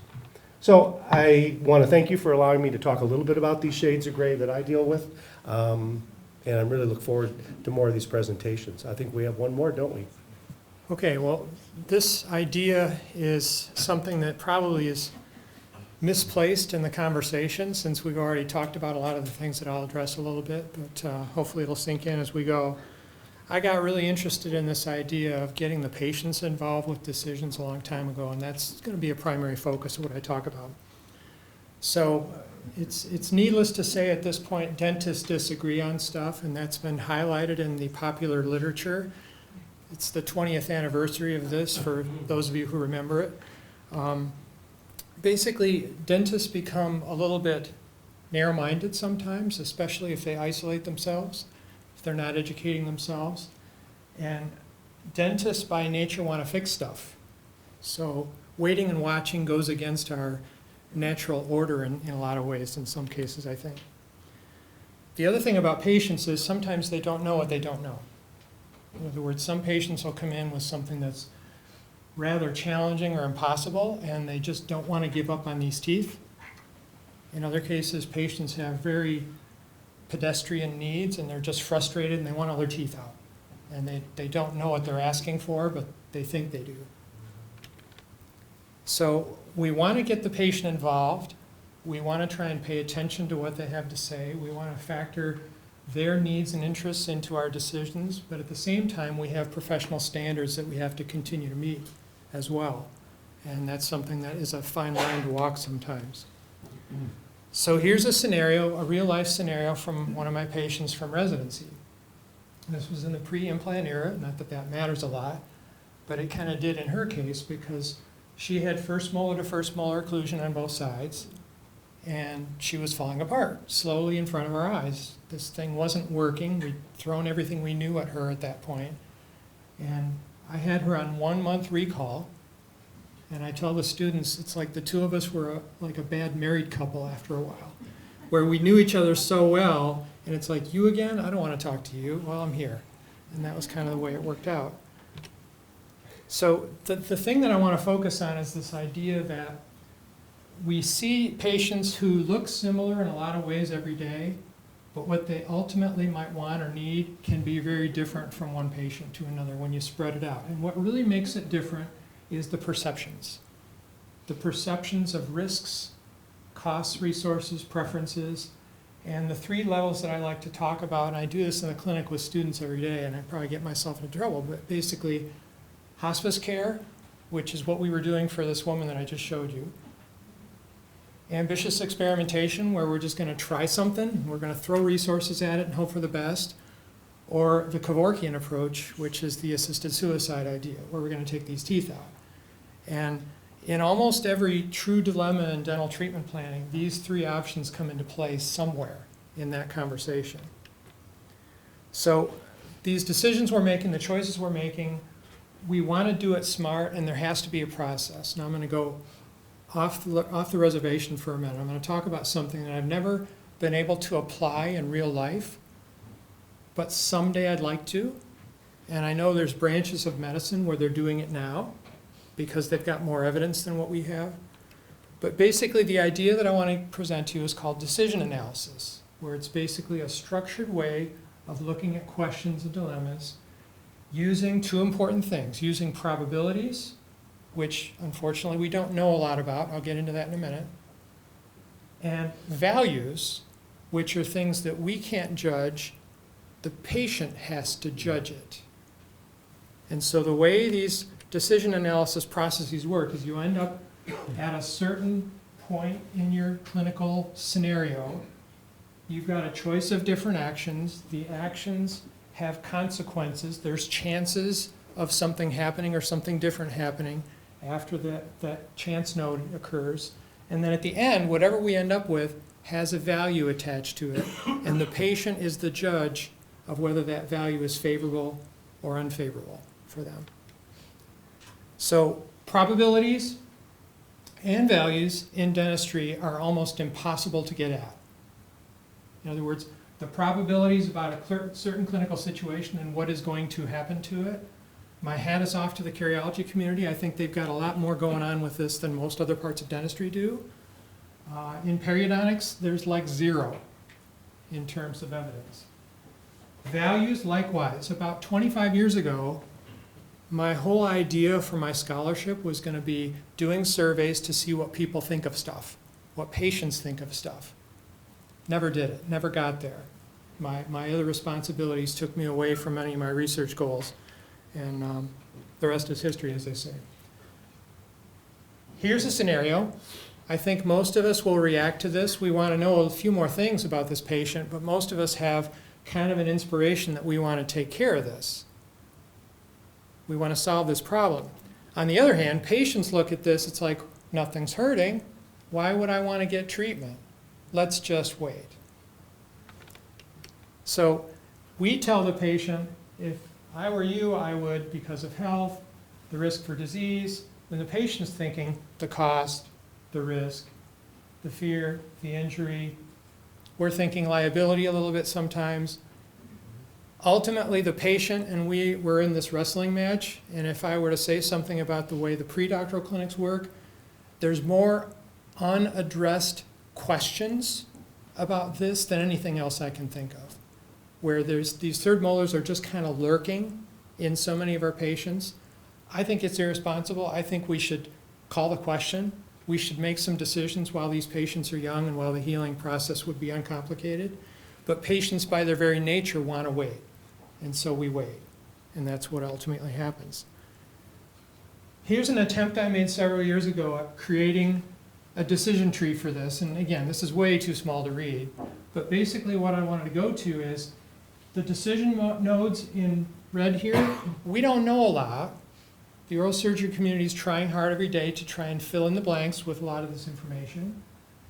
But what we know even less about is how a patient would view intervention or lack of intervention or waiting in terms of whether the decision that was made was correct or not. So this is just an effort on my part to think like a patient and to think about how they would feel about waiting versus having something bad happen and not waiting and all those things that surround it. Like I said, I've never done this in patient care, but in branches of medicine, they're doing this every day. I think about basically oncology more than anything else is the place where they do this every day, but we're not there yet. I hope we'll get there someday. Again, the idea of utility for me is this idea of helping patients to express their desires, their needs, their preferences, their points of view on things like this. There's a lot of different ways that this can do this. Patients are going to differ. We can't treat them all the same.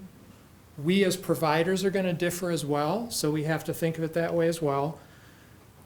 This is just a real quick little scratch at some of the ways you can do that. You draw a line and you ask the patient a specific question. How do you view this condition on the scale of horrible to good or death to perfect health? And then you can go to the let's make a deal questions that you can ask people about how they feel about certain things and to ask them about preferences that are real life and things that could relate to exactly the dental dilemma that you're dealing with. Some data has been done on this. This is super old, but this is what really got me interested in this. Push comes to shove. There's only a half dozen papers in the whole dental literature that goes into this, but every one of them says patients think of everything we talk about in dental care much more pessimistically than what we do. Patients view these things as being horribly bad, and they don't want to make choices. They don't even want to think about it because it's like deathly scary to them and all that sort of thing. So our point of view as a guiding principle for our patients isn't always the best point of view because we really have to get into their brain to see what their preferences and needs are. So getting ready to summarize, basically, I think we should do better. We could do better. We need to ask patients more things. That quick 3 minutes in the cubicle we talked about earlier, that's a challenge, but I think we need to tease this out as best we can. We need to get people to express themselves. We need to use what we learn from patients. These bottom two are basically things I think I do pretty well, and I would suggest that you guys try and do this in your own realms as well. We need to specify what we can and cannot know and do and be explicit about that so patients don't get the wrong idea. I think this dovetails into Dr. Ramzik's discussion pretty well. And the literature, again, is very sparse in a lot of these areas, so I think we need to acknowledge that. And if anything, maybe we can activate the research community to spend more resources and learn more about this so that we can truly meet the needs of what our patients are bringing to us. It's scary how little is published in the literature about this stuff, yet it's so important to our day-to-day activities with our patients. So thank you for your attention. I think there's a brief discussion period coming up. I don't know what that is. I'm going to let you talk about it. So folks, firstly I want to thank, well, we do have time for some discussion, but I want to thank all of the speakers. You know, the topics that we covered today, it's not like they could find a lecture that they gave and just give it again. They had to do extra work on top of their busy day. So thank you very much. A round of applause again, please, for all our speakers. So I think we have time for 2 comments or questions. Dr. Shaw. I just want to comment on the implant. Another thing that attending the AMOS meeting, which is Academy of Oral and Maxillofacial Surgeons, that some of the gurus that have been, placing implants forever from the onset, it's coming out that contacts are opening. The implant doesn't move, but just the idea